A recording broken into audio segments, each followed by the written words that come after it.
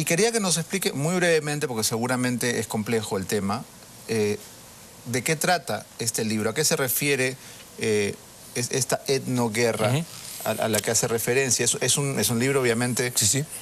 Arranca de que la religión cristiana entra mediante una guerra acá, en su etapa más feroz, porque también ha tenido una etapa feroz y sanguinaria el cristianismo, desde el siglo XI hasta el siglo XVII, ¿no? En que las guerras santas, ¿no? El papado es la primera potencia bélica mundial en su tiempo, ¿no? Entonces la guerra contra los paganos, contra las religiones contrarias, contra todo eso, es sangriento, ¿no? Y también contra la ciencia. Lo escuché ayer en un noticiero y corríjame si me equivoco, tengo la sensación de que el eje del libro tiene que ver con la imposición de la religión en el momento de la conquista. Es decir, que la religión cristiana católica no es nuestra religión originaria. ¿Esta es la tesis del libro? Claro, no es de acá, no es peruana, no es de la etnia cobriza, es blanca, ¿no? Y ha sido penetrada, ¿no? Ha sido impuesta, ¿no? Mediante la guerra, empezando por Atahualpa. Atahualpa lo bautizaron y después lo ejecutaron bien bautizado, bien confirmado, con padrino, con todo, cumpliendo con todos los dogmas y principios del cristianismo. Y con la Inquisición, ¿no? Se hizo todo y se liquidó físicamente a la intelectualidad. Habían filósofos, habían científicos, habían tecnólogos y técnicos. Si usted va a Machu Picchu, Pisa, ¿no? Ahí va a ver, ¿no? En la parte baja está el campamento de los ingenieros. Más arriba sube usted, es de mejor estructura, mejor arte, está el campamento de los tecnólogos. Y mucho más arriba está ya de los científicos, de los filósofos, ¿no? Bueno, entonces, toda esa gente fue liquidada físicamente, ¿no? Y era lógico que lo hicieran porque años antes o después, ¿no? Ejecutaron en la hoguera, ¿no? al franciscano clérigo Bruno Giordano, ¿no? Por haber descubierto la circulación de la sangre, ¿no? Considerado como hechicería, ¿no? Se salvaron de la Inquisición de ser ejecutados Galileo, Copérnico y miles de científicos. Okay, si eso hicieron allá, acá cuando llegan, son deslumbrados por las andenerías, por los monumentos, todas esas cosas, y ellos se convencen de que eso no es obra humana, sino que estos científicos, tecnólogos, eran encarnaciones de Satanás, ¿no? Y los ejecutaron. Y después de la ejecución violenta en que se extirparon, hicieron genocidio con la inteligencia del Incario, ¿no? La Inquisición remató los que pudieran rebotar. Pero ¿cuál es entonces la iglesia tahuantinsuyana a que alude el título del libro? ¿Cuál es esa iglesia? Había un clero, bueno, entonces en su libro él investiga y descubre que si bien ha sido derrotada la iglesia o la religión andina, derrotada, pero no está muerta. Entonces en su libro da documentación, información de que persiste.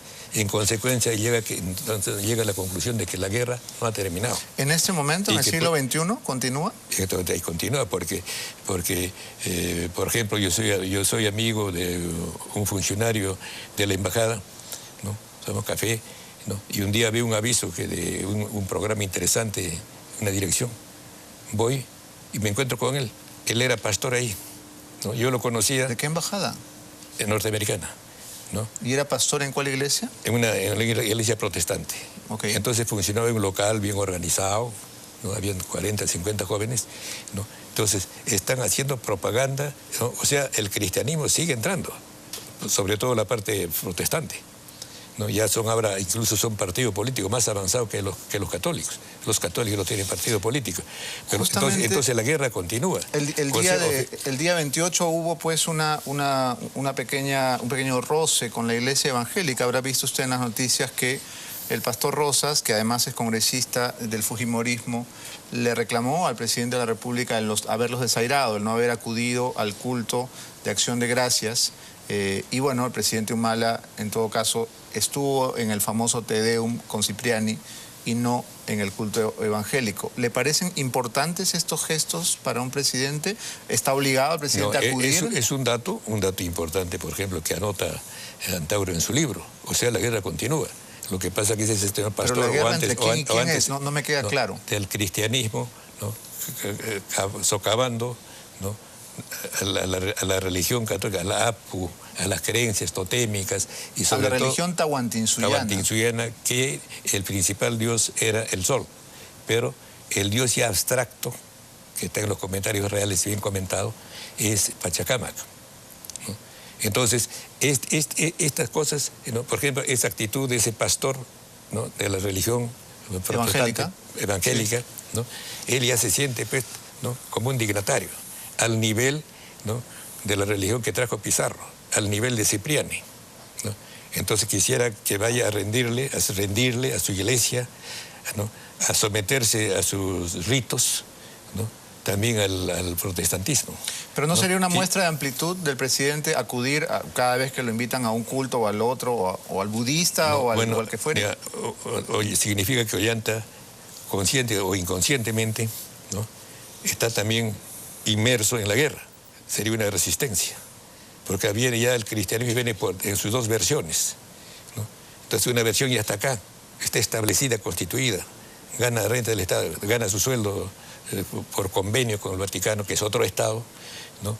El señor Cipriani. Pero el otro, ¿no? Es el que llega después y quiere colocarse al nivel paralelo, ¿no? Al señor Cipriani, que viene pues desde la emboscada de 1532 de Atahualpa. Este otro está llegando hace 100 años, 60 años. ¿Le parece que Cipriani tiene la jerarquía de dignatario? En todo caso, ha dado un mensaje 100% político en su homilía del Te Deum.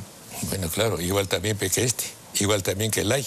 Lay preside, ya ejerce un poder. Es otro sector de lo evangélico, ¿no? Pastor tiene poder, es presidente de la Comisión de Ética, me parece, del Congreso, correcto. Así que está juzgando, ¿no? ¿no? Los espanta a nuestros pobres congresistas nacionales, ¿no? Lay y Rosas, ambos son pastores evangélicos. Claro, ya tienen cierto poder, ¿no? Quisieran estar a la altura del señor Cipriani. Entonces es su reclamo, porque con Alan García ya era así.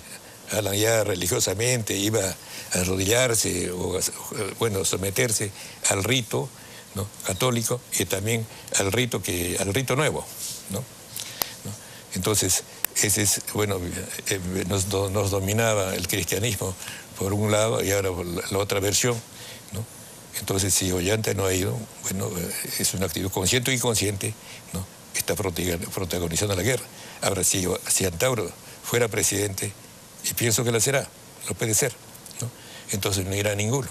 Entonces no iría a ningún culto. No iría a ninguno, porque... ¿Usted le parece que eso es lo correcto, que un presidente no debería parcializarse con ningún culto? El otro punto del libro, ¿no? Es de que él descubre que la guerra continúa, que la resistencia, ¿no? de la religiosidad que persiste, y que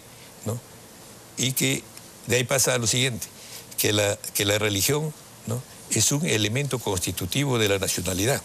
Lo clásico en los componentes son, ¿no? Una etnia común, un territorio común, un idioma común, un pasado y un destino común, una comunidad económica, o sea, una trama económica. Él agrega un elemento, que es novísimo, ¿no? El alma, la religión, ¿no? Y cita incluso a un historiador inglés, ¿no? Que dice que las grandes religiones, ¿no? Es el sustento, la base de las grandes civilizaciones. Entonces, Antauro, ¿no? Considera una de las grandes civilizaciones de la especie humana, antiguas, ¿no? La cultura andina. En consecuencia, ¿no? Es fundamental rescatar la religiosidad propia para hacer una nación con alma nacional y no tener alma extraña. Y considera ridículo ir a una iglesia donde todos los dioses son los santos, son blancos, ¿no? Y el sacerdote es blanco, es un lunar, ¿no? Pero los fieles, ¿no? Son cobrizos, es tu tremenda mayoría. Pero en nuestros pueblos andinos la religiosidad ya es ya es una simbiosis Y no solo eso, sino hasta fanatismo. Pero eso puede cambiarse. Entonces también eso dice, es facilísimo cambiarlo. Porque cristianismo, ¿no? Cristianizar es cretinizar. Porque, por ejemplo, le dice, ¿no? Dios es uno en 3 personas distintas. Y se llaman Padre, Hijo y Espíritu Santo. Eso le dijeron a Atahualpa. Valverde le dice a Atahualpa. Atahualpa dice que se está burlando. ¿Cómo 3 puede ser 1? Además todavía le dicen Padre, Hijo, ¿no? El hijo de María, esposa de José, ¿no? Esto cómo va a ser, como el padre y el hijo van a ser contemporáneos. Si él mismo dice Padre, Hijo. Y todavía le dice, y nació del vientre de María, esposa de José, ¿no? Engendrado por Jehová, ¿no? Sale el Hijo. Bueno, pero son dogmas, don Isaac, no podemos discutir racionalmente los dogmas religiosos. Entonces, ¿no? Decirle, tiene que creer esto, si no te vas al infierno, ese es cretinizar a la gente. Entonces, bueno, en su libro... Decir que cristianizar es cretinizar, le va a costar a usted... En su libro dice le va a costar el letrero de blasfemo y hereje. Seguramente, si hubiera dicho esto hace 150 años, me habrían sometido a la Inquisición ahorita. A la hoguera. A la hoguera, ¿no? Y ahora todavía, ¿no? Es muy difícil declararse pero así. No crea, hay formas modernas de la hoguera. Claro, bueno, se puede incinerar a una persona sin necesidad de echarle gasolina. Claro, pero ya es más difícil. Ya no es difícil, ya no lo pueden desaparecer físicamente, claro, ¿no? Entonces, el libro es ese. El libro dice eso. O sea, la guerra no ha terminado, hay que revertir. Hay que derrotar, ¿no? ¿Y esto es posible o es una quimera, una utopía? En este momento es una quimera. Así como, por ejemplo, la República era una quimera pues en 1600. Igual que la presidencia de Ollanta era una quimera pues en el 2006. En el 2000, ¿no? Cuando se levantó contra Fujimori y precipitó su caída, ¿quién iba a pensar que iba a ser presidente? Al 10º año iba a ser presidente, ¿no? Y ahora nadie lo pensó, ni siquiera en la familia. No, nosotros sí, desde antes estamos pensando, a él se le ha puesto a la escuela, ¿no? Bueno, usted lo está pensando desde que nació casi, ¿no? Antes de que naciera. Antes. Y su nombre incluso. Y su nombre es adecuado para su destino. ¿El nombre fue pensado para un líder? Para un líder y para la presidencia. Por eso, por ejemplo, yo errado o no, creo tener la fórmula, ¿no? De salvar la desgracia nacional para que sea grande. Entonces llego a la conclusión de que el atraso nacional está en la cabeza y en el corazón de cada peruano. No podemos culpar a nadie, en nosotros. ¿Por qué? Porque nos aferramos, ¿no? A ser blanco. Yo puedo tener capaz 5%, 20%, me aferro a eso, ¿no? Y repudio la parte de pobreza que tengo. Tengo vergüenza de ser cerrado. Nos odiamos. No, nos odiamos. Entonces tenemos egofobia, ¿no? Y adoramos dioses ajenos, de esas cosas, ¿no? Entonces estamos fregados. Un problema de autoestima severo. Claro, claro. Entonces, en esas condiciones no podemos ser gran nación, ¿no? Entonces yo invento la palabra etnonacionalismo, etnonación. Acuño eso. Entonces, pero esto, si predico esto, todos van a pensar que soy chifladito. Que de hecho muchos lo piensan, claro, ¿no? Lo saben. Sí, en las caricaturas me ponen con eso. Pero, ¿no? Mejor es, pero desde el gobierno sí se puede hacer, desde el poder, ¿no? Entonces digo, yo entré a San Marcos, estoy fregado, como abogado. Pero si hubiera entrado a Chorrillos, egreso, con 60 soldados, con ametralladora, tomo Palacio y leo mi mensaje a la nación. Entonces Chorrillos es la única pista directa a Palacio, o por lo menos era antes. La escuela militar. Los golpes militares eran pues, el método preferido. ¿Usted quisiera ser militar para darle un golpe de Estado a Ollanta? No, yo pensaba, pues que tengo 82 años, estoy más pensando en dar golpe de Estado en el cielo o en el infierno. Acá no, en todo caso, ¿no? Ellos están preparados. Bueno, Ollanta es el más suave, ¿no? En esta cuestión de nacionalismo, ¿no? Él no ha aceptado ser etnonacionalista, él es nacionalista, ¿no? Él no ha aceptado la cuestión racial, ¿no? Y con derecho y se ha respetado su posición, ¿no? El que es etnonacionalista es Antauro y Mazuma, ¿no? Yo naturalmente, ¿no? Y entonces en el 2016 podría haber una competencia entre hermanos o entre parientes, porque